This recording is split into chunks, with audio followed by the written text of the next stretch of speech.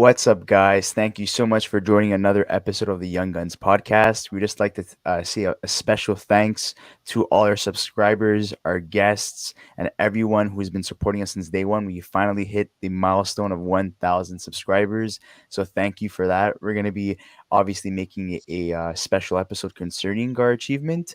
Not anytime soon because we're currently busy, but within the next couple of weeks we will. But today we have a special guest. Matthew Zator. He is the managing editor, assistant managing editor, sorry, and also the Canucks writer for the hockey writer as well. So thank you so much, Matthew, for joining us. Oh, happy to be here. Always happy to talk Canucks and any platform I can. So I'm happy to be here. So we all know that the Canucks, weren't the most busiest team in terms of the Canadian teams, but they did have, significant pieces added to their roster compared to last year. So you have Travis Dermott, you have Andrei Kuzmenko, you have also Ilya I can't even pronounce his name. Oh my god, Mikheyev. You have Curtis Lazar as well. And obviously, there was rumors about Brock Besser maybe potentially being traded. He signs a 3-year deal with the Canucks, and obviously, the rumor is till this date, since the 2022 trade deadline, that JT Miller might be on the move, and he has 1 year left. So obviously, there's a lot of topics concerning the Canucks, but I feel like the Canucks were kind of like an under the radar team this year during the offseason. So we'd like to have your thoughts on the whole Canucks situation. Well, yeah, they haven't been busy since free agency, really. That first day, they did all their signings. And, Kuzmenko was before, but it was officially signed that day. So, the Canucks haven't done much since then. But, the additions they did make, I think Ilya Mikheyev, at his price point, it's a little bit high for me. But if he can do that 20, 25 goals and he still has a lot of potential at his age, I think he can really fit in that second, I think a top 6 role. I think he can fit in there. Really excited about Andrei Kuzmenko. Not sure of coming from the KHL, coming to the NHL is not always a sure thing. You'd hope that it's like a Panarin type of deal, but that doesn't come around every time. It could also be a Gusev thing, which doesn't work out. So hopefully for the Canucks' sake, it's that he does come in and fit in easily. And having a guy like Mikheyev on the team too, another Russian, then Podkolzin's there. He's going to be developing a lot more this year too. So I like the additions. I really like the Curtis Lazar addition to the fourth line. As much as we had the Canucks had Lamico last year, I think he wasn't the ideal fourth line center. You got Lazar, who's had a lot of physicality in the last few seasons with his high hit totals. He had I'm pretty sure close to 200 hits last year. If he can come in and be that prototypical fourth line center, I also really like the Dakota Joshua addition too. A lot of people think he's not going to be on the fourth line. I think he definitely is. There's been a lot of talk about him playing on the fourth line for sure. So Lazar and Joshua on the fourth line is an upgrade from what the Canucks had last year. So overall, I think for the forward group, at least, it's an upgrade with the additions. They haven't done anything on defense, which I think is still their weakness, but we'll see what happens before the season starts. I think what's interesting too, like you brought up a few of the additions that they made. I know that you don't really like the price point of Mikheyev. I think he was a bit overpaid for kind of what he did with the Leafs last year, but I like him as a player. I think he's someone that when the Canucks did announce the signing that they had gotten him, I was like, you know what, it kind of makes sense. I think he's a good fit there in Vancouver. But like you said, I think for $5 million for a guy who, hasn't really lived up to the expectation that he had in the NHL. I think last year he had a better year and it looked promising for him, but he's had some injury concerns as well. And so I think if Mikheyev can, like you said, if he can hit 25 goals again and stay a little bit healthier, I think he could be an absolutely solid addition for the Canucks. For me, I think I'm a little bit disappointed with the Canucks offseason. I know they didn't really have that much cap space to work with either, but I look at some guys that there was rumors about, JT Miller is going to need a contract at the end of next year, and obviously Bo Horvat as well. And I think that for the Canucks, it's going to be about trying to figure out what they're going to do with those two guys. I know they want to keep Horvat. There's been talk about them wanting him to come in. Obviously, he's the captain of the team too. So it makes a lot of sense. But I think for JT Miller, I think everyone's been anticipating that this is probably going to end in a divorce at some point.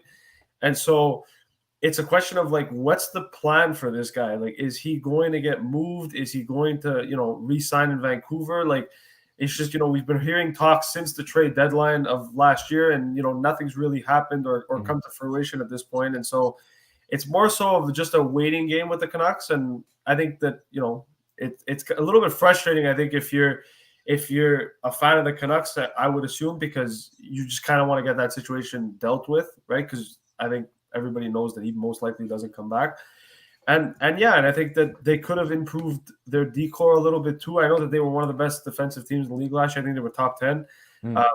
Obviously, a lot of that had to do with Thatcher Demko as well. But I think that if they could have improved their decor a little bit too, it could have maybe helped them out. But for the most part, I don't really hate their acquisitions. I think they could have done a little bit more, though, in my opinion.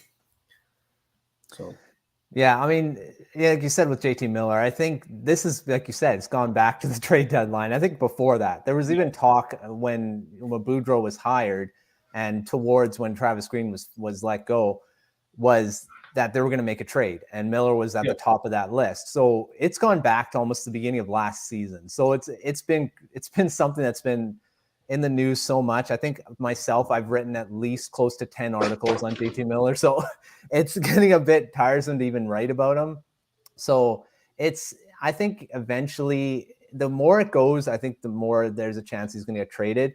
But at this point, I don't think anything's going to happen till the deadline. I think, don't seem to be in a rush to move him. So we'll see what happens there. And on Bo Horvat, I think he's going to be re-signed long-term. They seem to be really set on him, but we'll see what happens with both those guys. I think JT Miller for sure is close to being out, but I also wouldn't be surprised if he re-signs. So at this point, we're not really sure. Actually, another player that I'd like to talk about. There's a lot of rumors around him, being involved in trades as well. And I don't know if it's because the fan base isn't happy with him, because I'm not too familiar with how people in Vancouver think about this player.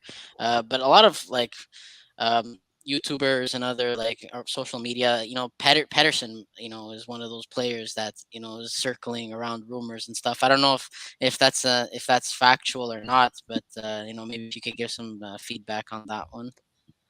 That's totally. Pettersson's not going anywhere. That's what I think thought. A young player they're like set that on him as being a core piece of the Canucks, and if that's out there, it's not substantiated at any point. I haven't heard anything in Vancouver here about that.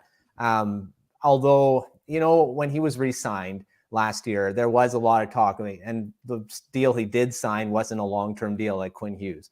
So there was some things that was like, is he really set on a long period of time with the Canucks? And I think that may be true depending on how he wants to win. And every player wants to win. But if it goes down to a point where there's the next few seasons where the Canucks aren't making the playoffs, I think that discussion will get louder. But at this point, I think Pettersson is definitely staying in Vancouver. And in terms of trying to move contracts, because Vancouver's very tight in terms of cap space. There's been names like Tanner Pearson, Oliver Ekman-Larsson, newly acquired, last season, Connor Garland as well. And, just looking at the Vancouver Canucks on paper, offensively, they look lethal, especially adding Mikheyev and Kuzmenko as well. If those guys pan out and, Kuzmenko was able to translate what he did in the KHL to the NHL, and Mikheyev finally finds his game in Vancouver, because we know that a lot of people were saying, he didn't work out in Toronto. And there's also a lot of talk in terms of Travis Dermott as well, saying that, Vancouver essentially picked up Toronto's scraps. So I want to get your thoughts on that. Do you think those players are going to pan out in Vancouver? And do you think one of those players I mentioned in terms of contracts will be moved by the start of the season? Well, Dermott, I really liked the acquisition when they got him at the deadline. Only move they made at the deadline. But he's still young. There was a lot in Toronto where he wasn't working out. And I thought he looked decent towards the end of the season. But again, it wasn't a big sample size. I think we're going to start seeing what Dermott will be this year. And the Canucks defense, if he can step up and be a solid top regular guy in the lineup, I think he's going to be a really good addition to the Canucks defense because he can move the puck. He's very mobile, and he's a really solid two-way defenseman. I think he can really fit in. Also, really good age. He's not in closer to the 30 mark. He's still in that good age range for a core to kind of be built in here. So I think that's where it's going to be. I think Dermott's for sure. Who's the other guy? Mikheyev you were talking about too, right? Yeah, Mikheyev. Yeah.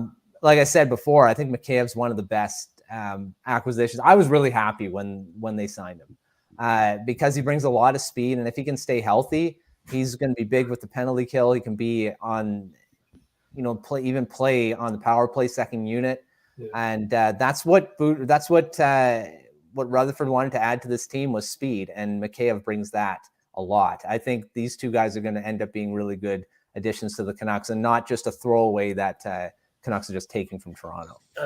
And I think one thing that was really interesting too, and obviously, one guy that they acquired not this year but last year that I thought was a little bit disappointing, and I thought he was better in Dallas than he was in Vancouver, is Jason Dickinson. I think I think a lot of Canucks fans expected a little bit more out of him, and I think obviously he struggled under Travis Green. I think he played a little bit better under Boudreau, if I'm not mistaken.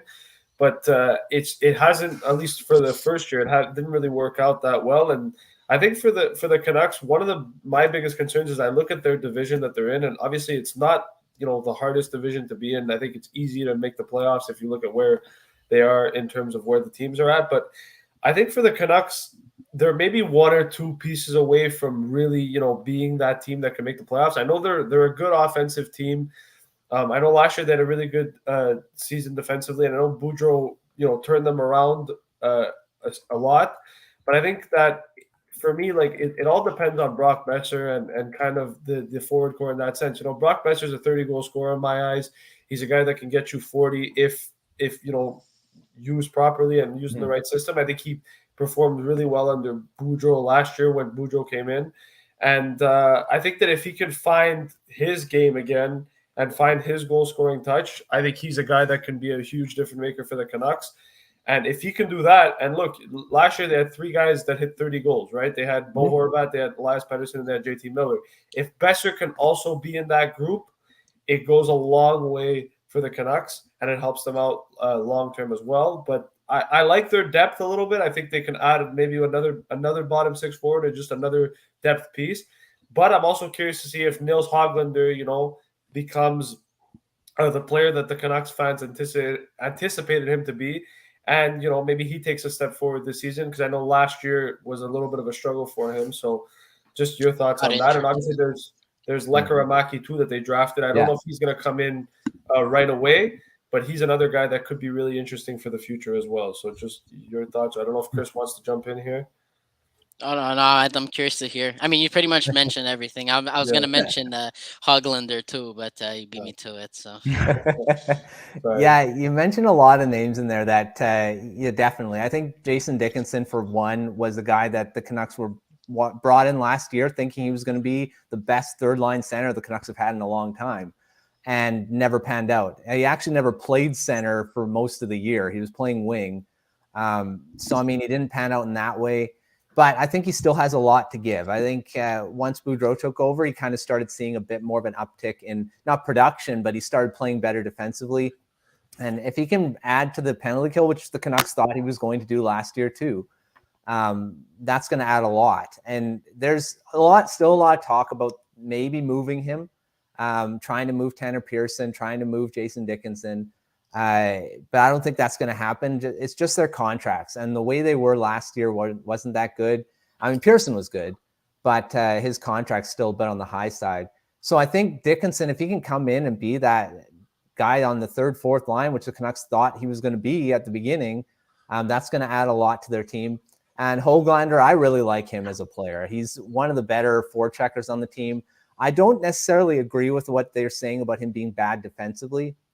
That was the big thing why Boudreau has benched him towards the end of the season, had minutes going down to like sub 10 minutes a game. So, it doesn't seem like Boudreau has a soft spot for him. He seems like he's really hard on the guy.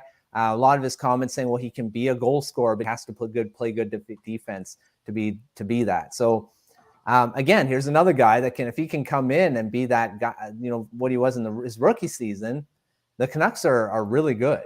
I mean, Höglander's playing on the third and fourth line then. So I think in the end, if both those guys can step up and be difference makers, the Canucks have a lot of depth at forward and could be one of the better teams in the Western Conference.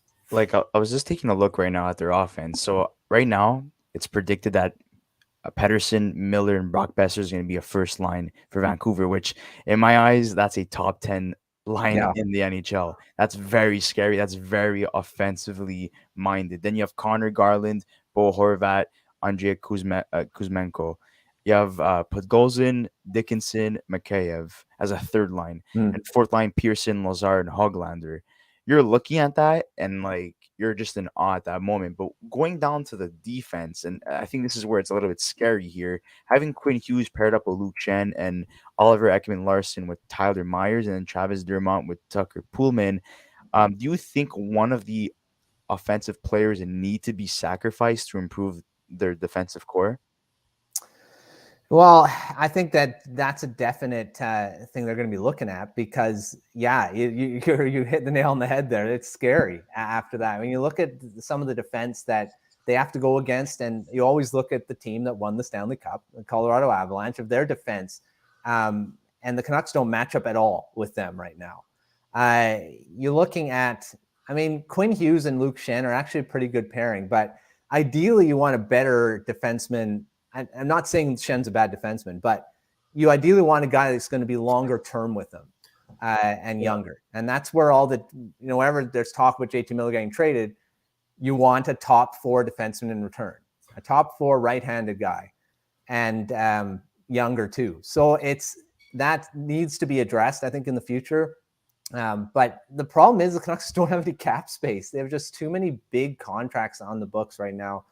But we'll see what happens. I think the defense is definitely still something they want to look at, and that's coming right from Rutherford and Alvin. They said they're trying, but it's difficult when you're having to deal with a salary cap all the time. Yeah, and I think speaking of big contracts, I know that Chris has talked about this in previous episodes too, but Oliver Ekman-Larsson's contract, I think, is probably one of the worst contracts in the league, in my opinion. Definitely top 10. Yeah. and I think, obviously, I'm going to let Chris speak a little bit on that because I know he really doesn't like that contract. And he's very vocal about it. So I'm going to let Chris take the floor here and just give his thoughts on like I think he's getting paid. I have it here, $7.2 million. And keep in mind, I think it's The Athletic. We made an episode on one of the articles that came out. They wrote that Ben Sherratt is, I think he was 10th worst contract in the league. Yeah. Ben Sherratt is getting paid $2 million less to score the same amount of points and is older. So how is this guy not a bad contract at all? Like not even mentioned in the honorable mentions. Like I find that ridiculous. I don't know how movable he is, to be honest. I think he's just kind of stuck with you guys. And this same thing, same thing for Tyler Myers, it's a tough situation. I mean, sure, if you get, logically, I would move JT Miller to get a top 4 defenseman that's somewhat affordable, and then maybe move Ekman-Larsson and Myers for like maybe a third line guy, and you're hoping like one of your third line young players right now could maybe play second. Like, that's probably the way to go. The thing is, I don't see any team taking Tyler Myers. Maybe if there's retained salary in it, I could see a team maybe taking a chance on him. But for Ekman-Larsson, like just because the term on that deal and just where it's at in his play, I just don't see a team taking it. And I think that was such a bad deal when it was made. And I'm not like, they got Garland. That's pretty. Yeah, no, it was good that they got Connor Garland, but I think like to me, it didn't make sense to go after Ekman-Larsson. I think if they wanted to go after Connor Garland, there was a move that they could have made separately without having Ekman-Larsson in there. But I think that move for Ekman-Larsson, he was past his prime. He struggled in Arizona for the last 2 years, and then he's come into Vancouver, and I don't think he's been horrible. But he's not the same defenseman that he once was. And I think that for a guy that gets paid $7.25 million, you're expecting him to be a top 4 defenseman, or at least a good top 4 defenseman. And I just don't think he's been that. I think he's struggled a lot. I know last year he had a better year and he looked okay, but even his points, this guy's an offensive defenseman. He averaged about 40, 50 points in his career. And I think this year he didn't even hit 30. So it's a bit frustrating for I think Canucks fans. I think for me too, because I was a big fan of Oliver Ekman-Larsson when he was in Arizona. And I didn't understand the move when the Canucks made it. I still don't get it now, but I like the fact that, if you don't mind me go ahead. They were able to part ways with Louis Eriksson, Jay Beagle, and Anton Roussel. 3 horrible contracts, and in return got one. So and just got one and add Connor Garland. Yes, they had to give up their 9th overall pick, but when you think about it now, imagine those. I mean, obviously, would have been some of them would have been UFAs, but like add that with Tyler Myers and Tanner Pearson, like they had to do something, or else they were gonna have to move one of their top players. And right now, I don't see any space for any rookies to make the jump in terms of the offense. I think there's like a logjam there, but in terms of their defense, maybe there's a prospect that that jumps in there as well. But the thing is, do they realistically have a top defensive prospect that could make the jump to the NHL next season? I think no, honestly, I don't think they do. I think even in terms of that, okay, forget about the fact that whether they have defensive prospects or not. I know Jack Rathbone's a guy that a lot of Canucks fans like, but in terms of just Ekman-Larsson, and I think the Botch guy mentioned in the comments over here, all 3 of those contracts were UFAs. Like it wasn't I know that they wanted to move those contracts and they did, and it was fine, but I just don't see how long term it made any sense to take on Ekman-Larsson. I just didn't understand. I know he wanted to go to Vancouver, but even at that, like just because he wanted to go doesn't mean you have to trade for the guy, right? And so maybe thinking a bounce back here was coming or something. But I mean we'll see. I think we'll see. I think if he can take a little step forward this season, and I think if Tyler Myers can take another step, a little bit of a step forward this season, obviously with Quinn Hughes, and we talked about Quinn Hughes before a little bit, he needs a defensive partner that's going to help him defensively, because I think Quinn Hughes, yes, one of the best offensive defensemen in the league, but a little bit of a liability when it comes to defense. And I think he needs to have a defensive defenseman there. And I know you mentioned Luke Schenn, and I think I read somewhere that him and Luke Schenn were probably the best D pairing on the Canucks last year. So I think if they can, continue to play together, maybe not a big, 20 minutes a night, because I don't know if Luke Schenn can handle that load all the time. But if Luke Schenn can improve Quinn Hughes a little bit more in the defensive side of things, I think they'll be okay. But for me, Chris, you mentioned that there was no defensive prospect. I think Jack Rathbone last year, in the limited time that he played with the Canucks, I think he looked okay. I know that he wasn't necessarily at his best, but he's a guy that has a lot of potential. I know the Canucks fans are really high on him. So, Matthew, I want to know your thoughts on him, because a lot of Canucks fans that I've watched on YouTube and stuff are all like super high on him, and they're expecting this guy to be like a decent top 4 defenseman at some point. So just your thoughts on that in general. Well, I've written on Jack Rathbone quite a bit, and I really like him as a defenseman. I'm not sure he's a for sure top 4 guy, but he's got so much hockey IQ. He's a great passer, really good on the power play. He's got a great shot from the point. So if he can come in and be like, he won't be a top 4 guy. I mean, hopefully he does. I mean, if he does become a top 4 guy, that's awesome. But I think he's going to be on this bottom pairing, be on the second power play unit, which I thought he was going to be last year. But, defensively, he wasn't there yet. Had a great year in the AHL with the Abbotsford Canucks. Had a scary injury towards the end of the season, but came back, really well, which is good, because it was really scary, though, that hit that happened on him. So I think he's going to come into the lineup, and he signed to a one-way deal now. So, they're anticipating him to be a regular in the lineup now. So I'm excited to see what he can do this year. I think he's got a lot of potential in the NHL. Maybe not as high as expectations as some people are having for him, but he's not Quinn Hughes. So that just right now, he's not Quinn Hughes. But he can be, I think, still a 30, 40-point defenseman in his prime, which is pretty good for a guy that they drafted in the 4th round, the 4th round. So we'll see what happens with him, but I'm excited to see what he can do. In terms of defense that we're talking about, and also Miller, Jennifer's asking, what's a realistic trade look like for Miller?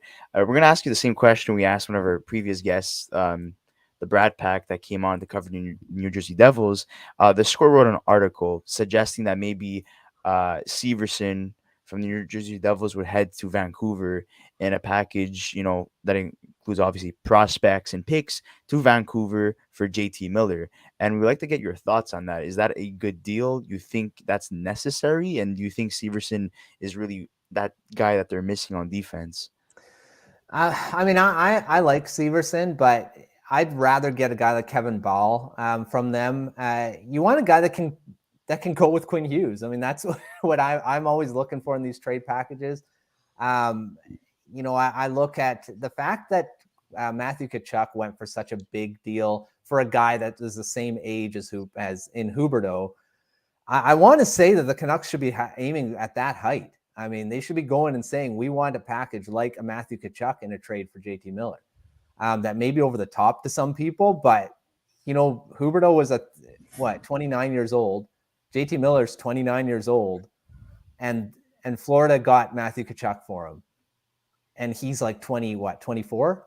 Yeah. So, yeah, I don't know. To me, after that trade, I'm looking at JT Miller. I'm saying the Canucks should be going for a guy like that in return.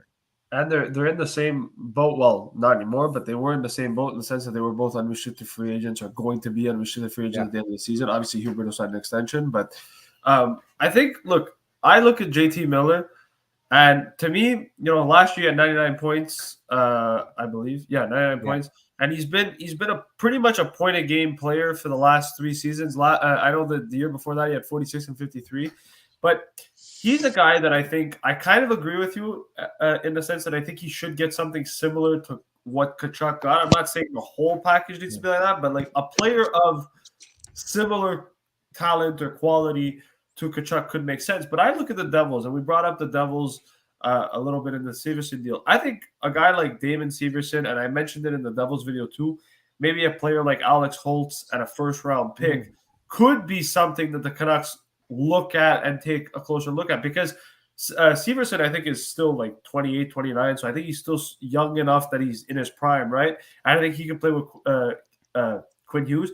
Then you bolster your offense by getting a guy like Alex Holtz, who, is familiar with a lot of players on the team because there's a lot of Swedes in Vancouver as well. So adding another Swede there would essentially help him in that situation. And then a first-round pick. And I think in this year's draft, obviously, we'll probably have to be top 10 protected with like conditions and stuff on it, because I don't think New Jersey would just throw in an unprotected 2023 first, especially with how deep the draft class is. But I think that there's definitely an opportunity there with New Jersey. But I think, like you said, any trade that the Canucks make involving JT Miller or any of their players should be looking at where is it going to benefit us with Quinn Hughes, because he is the face of the franchise. He's the guy you're building around, and you need to make sure that the roster that you are building is going to put him in a position to succeed and become that defenseman that Vancouver wants him to be, but also for Vancouver to become competitive long-term. They've got the goaltending in Demko. They've got the forward core. It's about getting that defenseman that's going to help Quinn Hughes out. And if they can do that, they're in. And I think one interesting thing, too, about JT Miller, and I was a big fan of Lekkerimaki. You can ask both Chris and Chris, but I was a huge fan of Lekkerimaki. You were shocked that he went that yeah, low. When he went to Vancouver, I was surprised he fell that far. But I'm a big fan of Lekkerimaki. I think he's going to be a really good player for Vancouver. So I think getting rid of JT Miller and getting a guy like Lekkerimaki coming in the future could, take the pressure off, or take the pressure of making a trade for JT Miller away a little bit. So I think they've got their replacement already in JT Miller in the system. It's just a matter of getting a defenseman that's going to help Quinn Hughes out a little bit more. So that's my thoughts on it. But yeah. Yeah, no, I definitely agree with all that, what you just said there. And the thing is, that's what they need to do. I think Quinn Hughes needs a Devon Taves. I mean, like Cale Makar's got. And really, it'd be great if they could do what Sakic did to get him, but I don't think that's going to happen. Only 2 second-round picks for the guy. That's insane to get a guy like Devon Taves for Makar, who's like the perfect partner for him. I think that's what Quinn Hughes needs. If Schenn was a little younger, he is the guy, but even him, he's not that prolific. I don't say Devon Toews is actually a really good offensive defenseman, even though I think he put up 40 plus points last year. So, ideally the Canucks should get a guy that can put up that many points alongside him, and Schenn won't do that. Actually, so I mean, 57 last year. Yeah, so see, like that's insane. So to have for a pairing to have both guys over 50 points, and I don't know if that'll ever happen for the Canucks to actually get a guy like that, but that's what they think they need to be looking for. That's why they're looking at Braden Schneider with the Rangers and any deal for Miller there. So we'll see, but I think that's a big thing they need to do in a JT Miller trade is to get someone for Quinn Hughes for that top pairing. And an interesting comment right here from the botch guy. So just to play devil's advocate, Severson is another guy that would only make sense in the short term. He's going to get an absolutely paid in a couple of years. So do you really want to pay him $7 million? And this goes back to what Luca was saying before. He's in his prime right now, but he is 28 or 29 years old. So, let's look at the Vancouver Canucks roster. Obviously, they want to win in the next couple of years, right? So, but also I think in terms of their offense as well, that this team could be very competitive within the next 8 years as well. So, do you think? I know you're suggesting Devon Toews as a perfect, example or type of hybrid of a player that would fit well with Quinn Hughes. Just looking at that type of comment, I would have to assume that, Vancouver would try to stay away from a guy that old and try to go younger in terms of trying to get a defenseman. Oh, yeah. You don't want to get that's why I'm not sure about Severson. I would have gone for him a few years ago.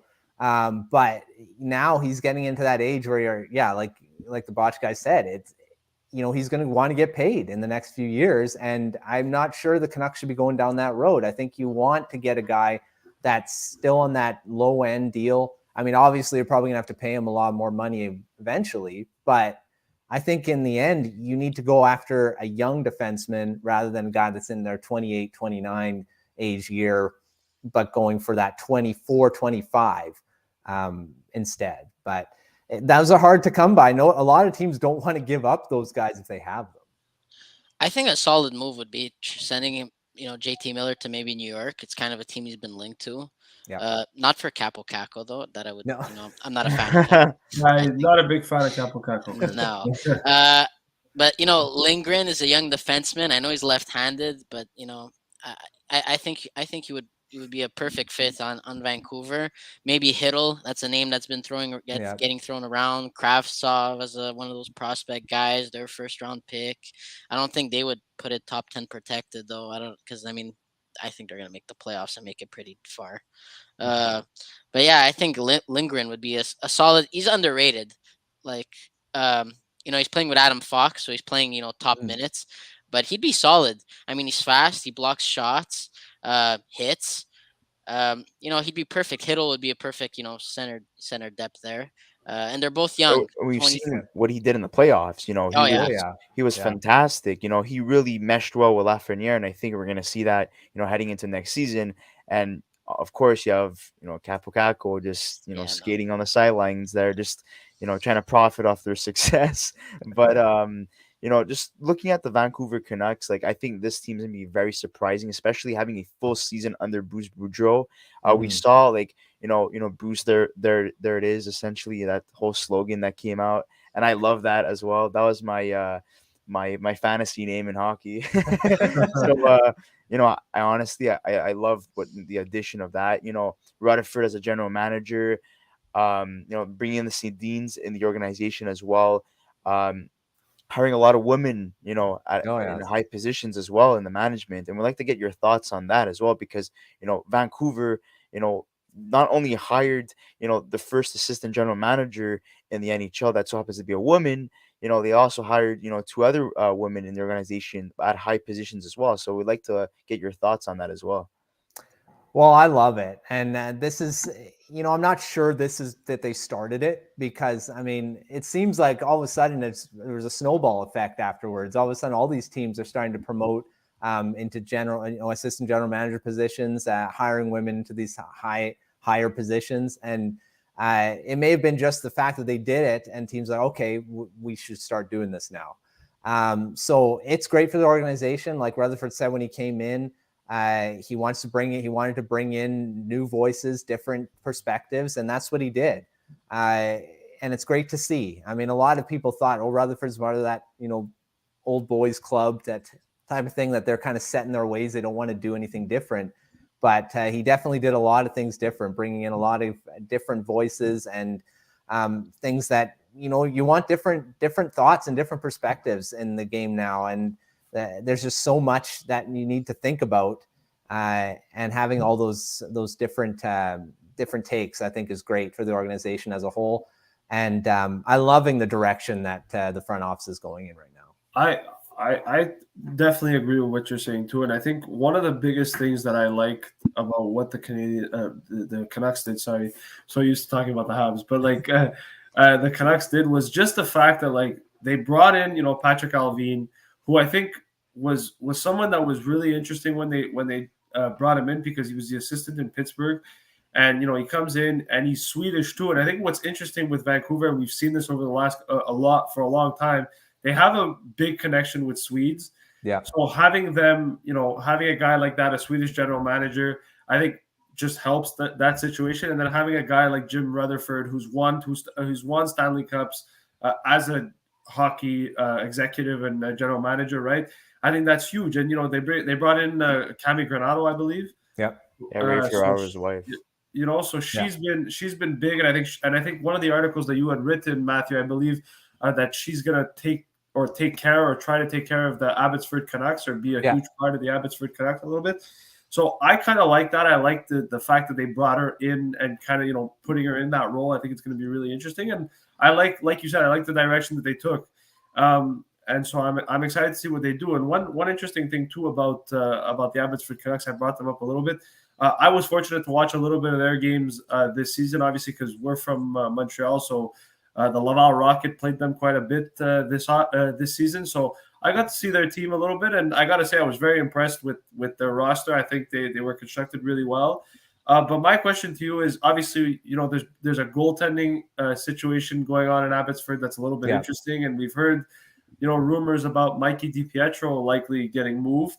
What's your thoughts on that? Obviously, they signed Colin Delia, and Arthur Silovs was a guy that last year, came in and did okay, but he's the guy that I think is the future in net, or it seems like he's going to be the future in net.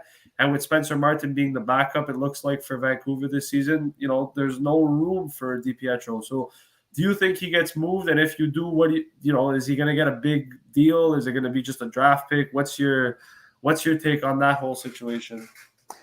Well, I mean, it's tough with Mikey DiPietro. I mean, when he started in the NHL, he was thrown into the fire. He got shelled by the San Jose Sharks in his first start, coming up from the OHL. I mean, he wasn't even in the minor system. He was an emergency call-up. And I thought that was bad at the time, but it seemed like he bounced back, and that was great. But then it started going, he had a good season in Utica last season, and then thought, well, maybe we're turning a corner. Maybe not. No, last season. It was the season before that. He was stuck on the taxi squad last season, and that I think really stunted his development. Wasn't playing any games, just practicing, just kind of being around the team, which at the time I thought, okay, that's good. He's going to be with Ian Clark, the goaltending coach, who's really high regarded. But I think in the end, he wasn't playing enough to really develop. And then he gets put into Abbotsford thinking, he's going to be that starter all year long. And then Spencer Martin basically took his job and played most of the games. So he didn't have a very good season. His stats kind of were reflective of that. And now his agent's been given permission to look for a trade and himself. So I think he's got basically out the door. I think he's going to be traded at some point. It'll be just a draft pick. I think a second rounder is probably all you really expect for him. And hopefully he can do well somewhere. He's been linked to the Montreal Canadiens in trade. So yeah, we've seen we'll see. I don't know. I think he's gonna come here. I don't think so, because I think, I know he's been linked to the Canadiens, but they have Caden Primo, and so I don't really think that if he came into Laval, I don't think he'd get the same opportunity in Montreal either, to be honest, because I think Montreal's going to ride with Primo and just kind of see where that goes. But I think DiPietro, I liked him. I liked him when the Canucks drafted him. I thought he had a lot of potential. I still think he does, but I think he's been put in a position where, like, he's just been in a position to fail. And like you said, right, he comes in as an emergency call-up, lets in 7 goals in his first career NHL game when he's probably not even ready to play in the NHL. And it hasn't really worked out for him, and I hope that he finds a home or a better situation for him that'll help him develop, because I think the Canucks have done a poor job in that regard. But just another question in terms of Abbotsford.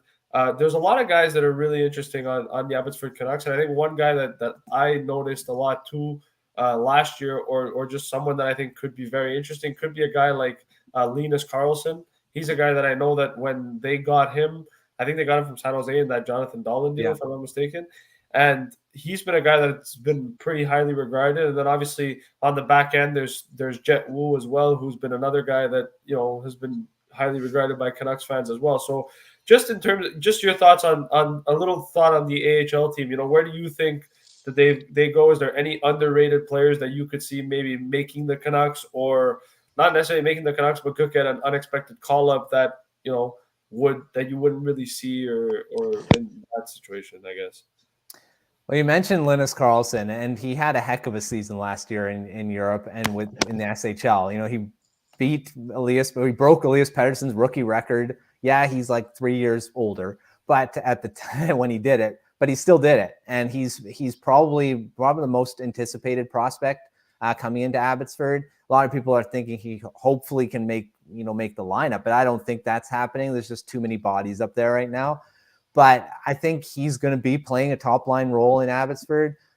Be really exciting to watch him, because I think he's got an NHL future. He's got a great shot, can play the power play. He's probably one of the better, just looking at how he played in Sweden and being that quarterback on the left side. And I think he can be an NHL player. He's just got to improve his skating, because I think that's going to be the thing that's going to hold him back. And he's working on that. But again, he's not a speedster. So I think that's something that needs to improve. But, looking at another guy like Arshdeep Bains, who was signed out of the WHL, won the scoring title there. He's an overager, but I think he has an NHL future too. And he's going to be exciting to watch in Abbotsford, because he got that connection with the community, and from Surrey. He's from Surrey as well, in the South Asian community there. So that's going to be amazing to watch him play in Abbotsford. I think he's going to have a cheering section right off the bat for him. So there's another name I'm really excited to see. And Jet Wu, I'm hoping that he can take a step forward. I think he should get some NHL games just to see where he's at. A lot of people don't agree with that. I wrote an article on that a few weeks ago and got slammed in the comments for that one. But I think he still needs to get some NHL games just to see his development. And I'm excited to see where all these guys go. But definitely Bains and Karlsson, I'm hoping, can get some call-ups and see how they play in the NHL. And we all know that, the Canucks signed Kuzmenko. What can we really expect from him as a player? Like, if you were to compare his playing style to a current NHL player, who would that be? Kuzmenko, oh my gosh, it's hard to figure who he is, because I want to see him in the NHL, and that's where I'll kind of judge it. But because it's hard to judge what he did in the KHL, I want to say he's as good as Panarin, but I hope he is at least. But I think Kuzmenko can still be a good 20-goal scorer. I don't want to put too high expectations on him, and I don't like comparing players because they're their own player. But in terms of style, I want to say he's like Tyler Toffoli, because in front of the net, he's really good. His hands, probably one of the better hands in front of, at least from the KHL, looks to be really good around the net. So again, his skating is a question mark, but if he can just be really good around the net, I think he can put up a lot of points and a lot of goals. He's not Pavel Bure, I'll say that. He's wearing number 96 coming in, so don't expect that. But I think he can be a 20-goal scorer, and most of those goals are going to come within a few feet of the net. And we have an interesting comment here from Jennifer. Who do you think could have a breakout year for the Canucks? I'm going to say Vasily Podkolzin. As he went through the year, he just seemed to get more confidence. Boudreaux started giving him more ice time in the top six. He was playing with JT Miller for quite a while there. I think he has the potential to break out this season. And there's been talk about him maybe playing center on the third line. I don't know. I don't know how that will go over, but I think he's going to have a breakout season. He scored 14 goals last year, not horrible, but I think he can hit that 25 goal mark this year and keep developing for sure. He's a guy that when the Canucks drafted him, there was I think there was mixed emotions with that. I know that a lot of people looked at him and said, "Oh, this guy's potential could be, he could be a top 5 pick, he could be a superstar in the league." And then a lot of people were like, "This guy could probably be a bust."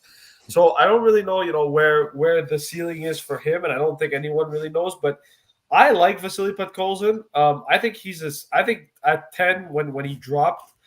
He was not a steal, but he was a guy that I thought, if this guy can really hit the mark and really become a competent NHL player, I think this guy could absolutely be a big part of the reason why the Canucks become so successful. I think I agree with you. I think he's going to break out. I think he's, like you said, last year he really impressed me in the games that I watched. I think he's a guy that the points don't necessarily show how well he played, in my opinion. And I think he played a lot better than what the points showed. And I think if he's given another opportunity, maybe given more power play time or put in a better situation on the power play, maybe he'll hit more points. But I'm curious to see what Podkolzin does, because I really like him. And I think if given the opportunity, I think he could absolutely thrive with it. So I'm going to definitely agree with you on that. I don't know if Chris has any other like players that could break I out. think a little boost. Hoglander, I think, has some upside there. I think he's going to get a little boost. I don't think he's going to have a 70-point breakout year or something like that. But, maybe, I don't know, maybe like 40, 50. 50 points. That'd be great if you get 50. For me, it would be Mikheyev. I think it just didn't work out in Toronto. I think he's a good player. He's shown, some good, moments of what he's capable of doing as a player. I just think he just didn't fit Toronto's system. I think, when you have obviously guys like Matthews, Marner's, Tavares, and you're behind those guys playing third line minutes, obviously he wasn't given an opportunity to shine. We got a great suggestion here by Brad Clarkson, which is basically the Russian line. So Podkolzin, Mikheyev, and Kuzmenko. I think they should try that at one point. But That'd be funny. Like we were saying before, they're so offensively gifted. If they go into the season with this on offense, paper, on paper, what can the power play look like? Because there's going to be a lot of guys battling it out. Can you potentially see just Quinn Hughes being the only defender on that power play, and then going with 4 forwards? Is that possible? Well, it seems like the Canucks always like doing this. They rarely put 2 defensemen on the point. There's not a lot of teams that do that anymore. It seems like it's always that one defenseman. Unless you're the Montreal Canadiens. So, I mean, I think that's going to be going ahead again, because Jason King is still going to run the power play, even though as much as I don't agree with that, I don't think he's the best power play coach. But, you're looking at the guys that they have this year to put on that power play. Like you said, Mikheyev, Kuzmenko, Podkolzin, I think should get more power play time. Hoglander can be on the power play. I think the Canucks are going to have a really good second unit this year, which they don't usually have. Their first unit is always stacked. They play them almost the 2 minutes, and then their second unit gets maybe like 10, 15 seconds, which is not a lot of time to do anything. So if Kuzmenko can, like a Botch guy, he mentioned in a comment before too about Kuzmenko, will he get on the first power play unit? I don't know. I mean, I hope that, the power play units seem to be maybe set to what it was last year, because all the guys are still here, especially if Miller stays. So I think Kuzmenko will be on the second unit with Podkolzin, Mikheyev, guys like that. And I think Rathbone gets that point position on the second unit power play. That's where I think could be a second defenseman, maybe like Ekman Larson, Myers, that type. But power plays have got a lot of options this year, that's for sure. I'm a big believer in having balanced power play units, and I think what that means is like essentially not not always stacking your first unit, like having a situation where like maybe you put a guy like Besser on the second unit or whatever. And the reason for that is because I know that, usually teams play with one power play unit and then their second unit gets maybe 30 seconds and that's about it. But I think if you could have two power play units that really, really can connect and do well and have it where it's pretty balanced and you play them equally or one a little bit more than the other, I think it could definitely work. I think Vancouver's got, like you mentioned, I think Vancouver's got a lot of players that can definitely play on the power play. And so I think if they could balance both units and have a situation where they have both units rolling, they could be a powerhouse on the power play, right? Mm-hmm. Because, you look at some of the teams like the Toronto Maple Leafs, for example, right? Their power play unit is basically Matthews, Marner, Nylander, Tavares. Mm-hmm. And those guys play the full 2 minutes. And yeah, of course, it's a stacked power play unit, but one of the biggest issues that I think I have with teams that do that is because what ends up happening is if those two guys end up playing the full 2 minutes, you then have a situation where your third or fourth line has to come on and probably play against the opposition's best lines, right? Yeah. And so you've got a situation where if you can balance the power play lines a little bit more, I think for Vancouver's case and even Toronto and other teams that do it as well, it becomes easier to just, have your lines more balanced as well and be able that once the power play does end, if you don't score, you'll have guys still, ready to go and face the top line. So that's kind of how I see it. But I think either way, I think Vancouver was actually I don't know, were they a good power play team last year? I don't remember, but I remember I had Quinn Hughes in fantasy. So every time I would check his points, he'd always have a power play assist. So I'm not too worried about that because, he's been good on the power play, in my opinion, based on everything I've seen. But I don't know, was Vancouver's power play that good last year, or was it? I'm pretty sure they finished top 10. So yeah, okay, they're pretty good. Okay, so yeah, so there you go. So I mean, if just anybody in the comments, fantasy tip, take Quinn Hughes because he'll get you power play assists. That's for sure. Oh yeah, he's got a lot of his points in the power play. He's got to get more points, even strength to really. But I'm not complaining. Oh yeah.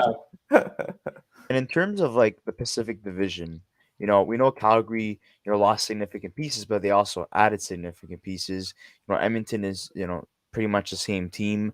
Then there's Los Angeles, of course. They were a surprise team to make the playoffs last year. And then a surprising team that did not make the playoffs in the Pacific was the Vegas Golden Knights. Do you think the Vancouver Canucks make the playoffs? And if they do or they don't, where exactly do you think that they finish in the standings?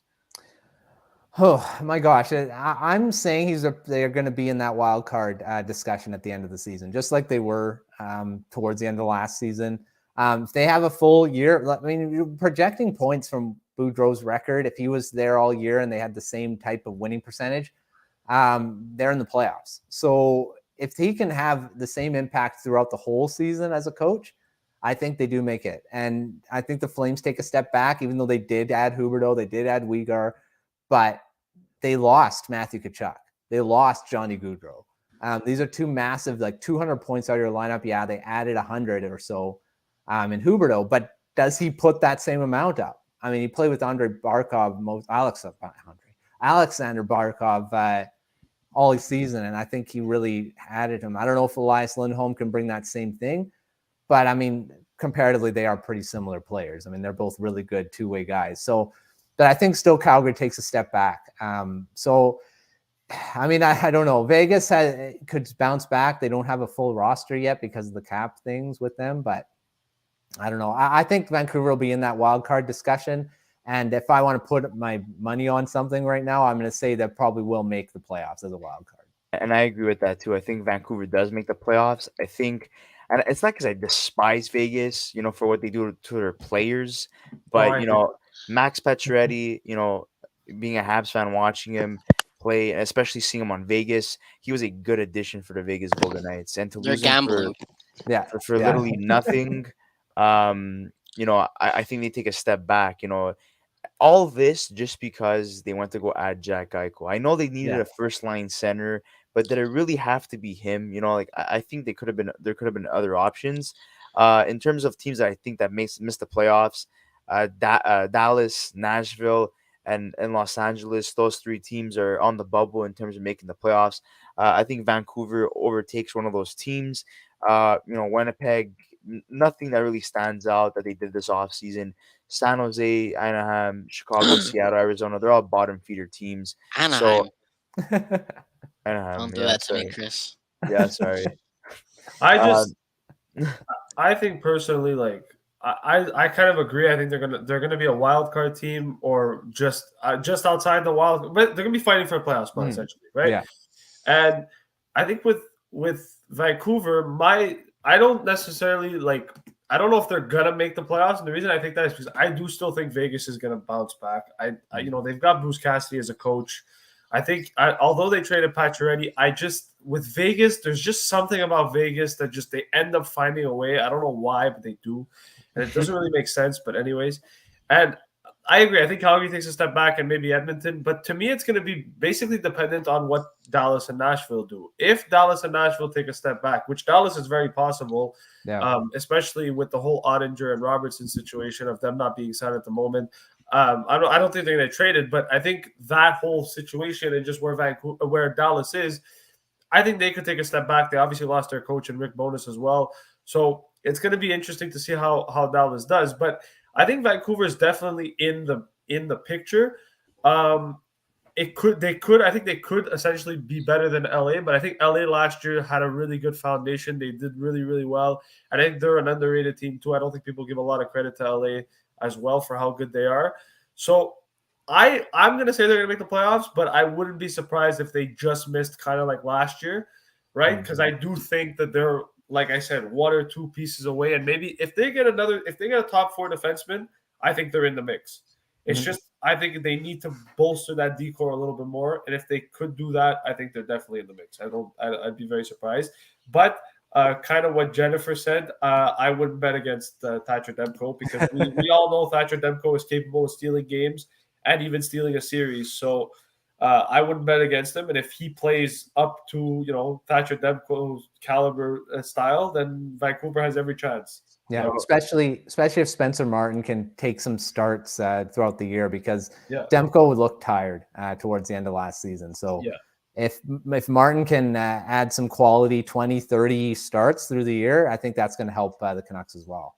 Yeah, it doesn't help that I think they had Halak as the backup last year and he struggled. And Vancouver's had problems with backup goalies in recent years. But in terms of starters, they don't. Markstrom, Demko, Luongo. Yeah, it's been the backup. But I think fantastic goaltenders. I think but I think that's what it is. I think to make the playoffs, you need to have two goaltenders that are capable of winning you games, and I think Vancouver's had one. Yeah. And and unfortunately, that doesn't help you in your fight for the playoff spot. So if like Matthew said, if Spencer Martin could come in and win some games, take some starts away from Demko, then Vancouver's got every chance of putting it in. But, the backup goalie is in my opinion, I think it's one of the most important positions as well. Not because of the fact that, they don't – but when they do get starts, they're expected to, kind of not bail out your starting goalie, but steal games from your starting goalie a little bit. So it's important that they have a solid backup. And I think Martin, if he showed what he did in the AHL, and it was frustrating to watch him last year as a Laval Rocket fan because he stole games against us every single time. So if he could do that at the NHL level, I think Vancouver will be okay. Well, he looked really good in the starts he did have in the NHL. So if he can be that goaltender, then the Canucks are fine. Yeah. I think there's an underlying joke in terms of Vancouver in terms of their goaltenders that is not spoken about a lot. And it's always how they always have a good goalie tandem. And then there's always one that outplays the other. And there's always this dilemma where which goalie are we going to go with for the future? It happened with Schneider and Luongo. It happened with Markstrom and Demko. I feel like this is just a reoccurring gag at this point. I feel like you should write an article on that.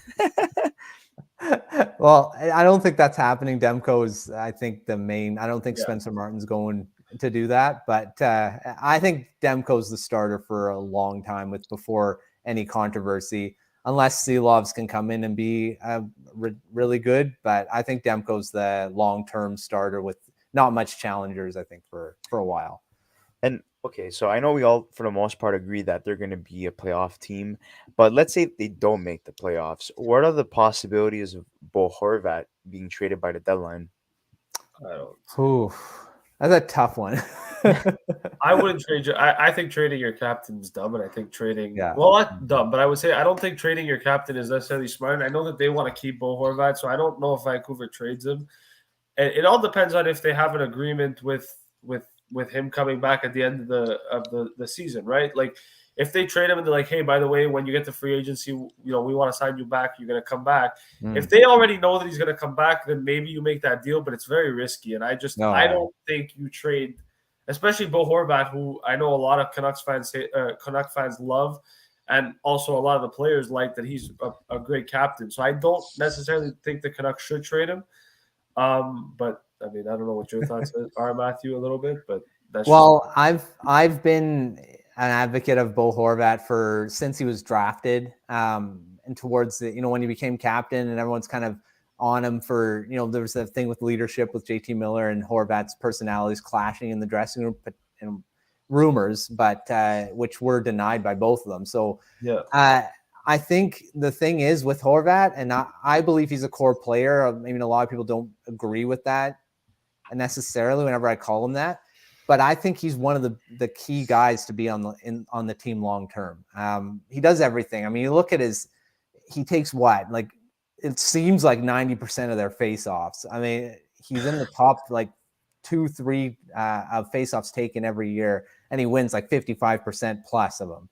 So I mean, he takes every draw. He's now he's a 30-goal scorer. I mean, he can score goals. He can defend. He's good on the power play. He's good on the penalty kill. I don't know. I think he's invaluable to the Canucks right now. And if there were, I know everyone's thinking about JT Miller possibly getting traded, but what one player stands out, or at least people are not talking about, that you may have information in terms of a deal that Canuck fans could expect and be surprised by? You know what? I'm not sure there's really anyone that's going to be a surprise to be traded. I think one that could be, I mean, maybe it's not a surprise because Höglander's been talked about. I think Höglander could be a guy that could be traded if he doesn't kind of turn it around under Boudreau, because, like I said before, Boudreau doesn't seem to like him too much. So, I mean, if he doesn't, start turning that narrative around with him, I think he's a guy that could be out the door. I'm not sure there's any really big players that I want to say that could be traded that would be a real big surprise at this point. I mean, Besser was re-signed. That was a guy I would have probably said if he wasn't signed by now of, a deal. But I think Besser's still another guy that could potentially be moved down the line. But the way that they've signed him to a relatively long-term deal, I think he's still here, but you never know what can happen if they don't make the playoffs for another 2 seasons or so, right? So, yeah, I think Brock Besser is definitely gonna have a bounce back season. He was dealt a bad hand, with the passing of his father. He's an elite sniper. He's a guy that if the NHL were to go back to the Olympics, would easily make Team USA. I think he's gonna be fantastic next season. I think he's gonna have a lot more motivation going into the season. Obviously, having his dad's presence there as well, I think that's really going to help him in terms of motivation and getting back to where he's supposed to be. I would also say that in terms of Höglander, do you think maybe the Sedins could play a role in terms of his development, since they're all Swedish? Well, definitely. And there's another one that was a huge move. We talked about moves in the front office, and I think that was a massive one, putting the Sedins in a player development role. They're gonna be focusing a lot on the Abbotsford Canucks, but they're definitely going to be talking to guys like Höglander and keeping an eye on Lekkerimaki wherever he plays. That was a massive. I don't know if it was under the radar, but because I mean everyone knows what the Sedins are like, personality wise, their work ethic and things that they can bring to these young guys. And a lot of these these prospects probably looked up to them as they were growing up. So being able to talk to them and get development advice and, stuff like that of making it to the big leagues, I think is huge. So Höglander can definitely benefit from them. I'm sure he has already, because they were with the organization last year, just in kind of like consulting, but now they're more hands-on. Yeah. They're basically development coaches, because they're actually on the ice with these prospects. They're not just in the stands watching and evaluating. So a massive move to get the Sedins in that role, because of their expertise and knowledge that they've kind of accumulated over their playing career and until now. One final question, at least from me, just to address what Brad Clarkson wrote. He wrote, "Do you think Miller gets traded at the deadline if they're close to making it to the show?" And I'm kind of curious about that too. If the Canucks are, in a playoff spot or battling for a playoff spot, do they just take JT Miller as kind of their own like rental, kind of what John Klingberg was to Dallas last year, where it's like instead of trading him, we'll just let him walk for free at the end of the season if he doesn't want to come back, and we'll kind of use him as our own rental? Or do you think they move him no matter what and, get assets for him? Because I think it's better to get assets than to let him walk for free. What do you think that would, if they were in that position, what do you think they would do? Or what would you want them to do? Well, that's a tough one because the thing is, it all depends on if are they close to the playoffs is one, because is it that they're just a few points out, that they're not guaranteed a playoff spot? Now, if they're guaranteed one, I probably wouldn't move them unless you're getting something that's going to help you still. Like if you're getting prospects, that's not going to help at all. If you're getting an impact player in return for him that has contract afterwards, then I would probably look at it. But it'll all depend on where they are in the standings, I think, to me. Because the Canucks have done this so much, trading guys or not trading guys when they should have. Yeah. They lost off the top of my head. I'm not sure who was. I'm trying to.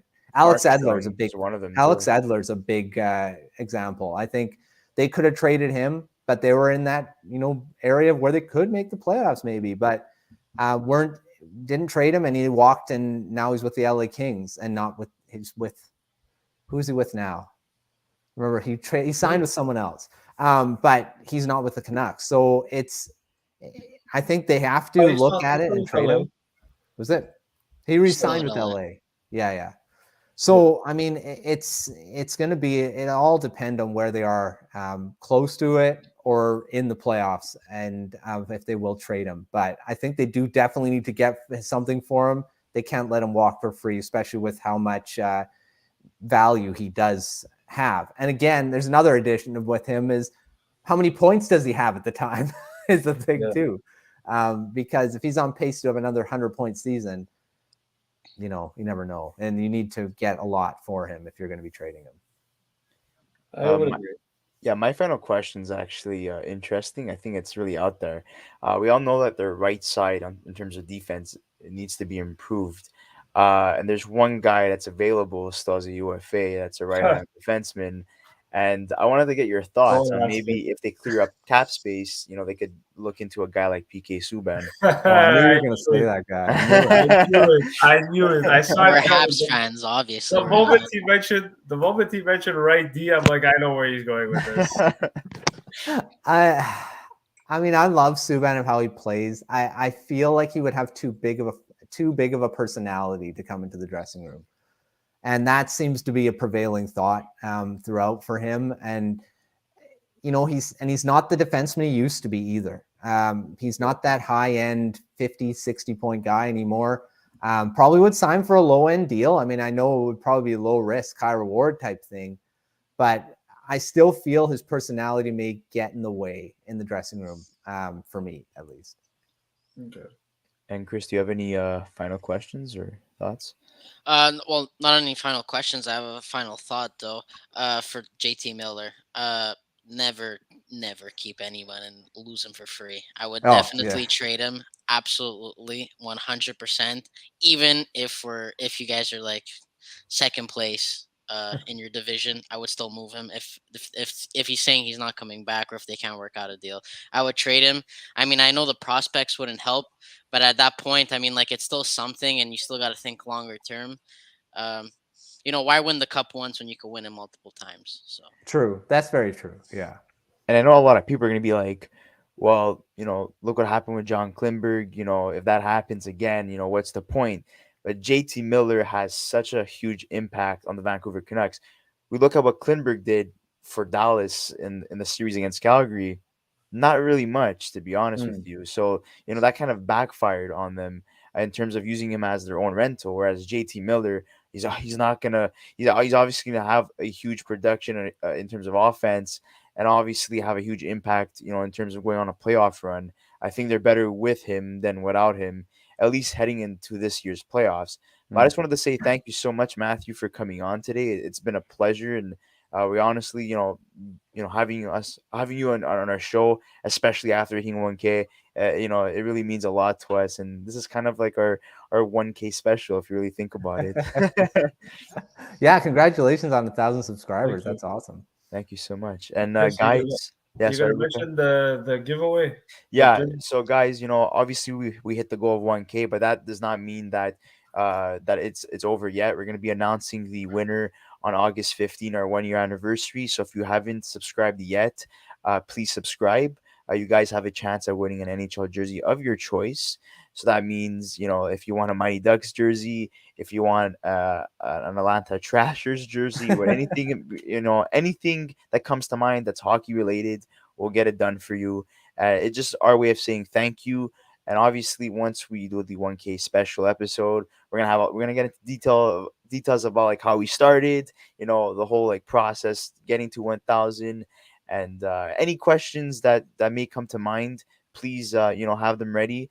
We're gonna have that episode ready within the next 2 weeks. So thank you once again, Matthew. Thanks again to Brad and Jennifer, the botch guy, everyone who contributed within the chat. Thanks for the questions and your opinions as well. And with that being said, guys, we'll see you on the next episode of the Young Guns podcast. Thank you so much, guys. Have a nice night.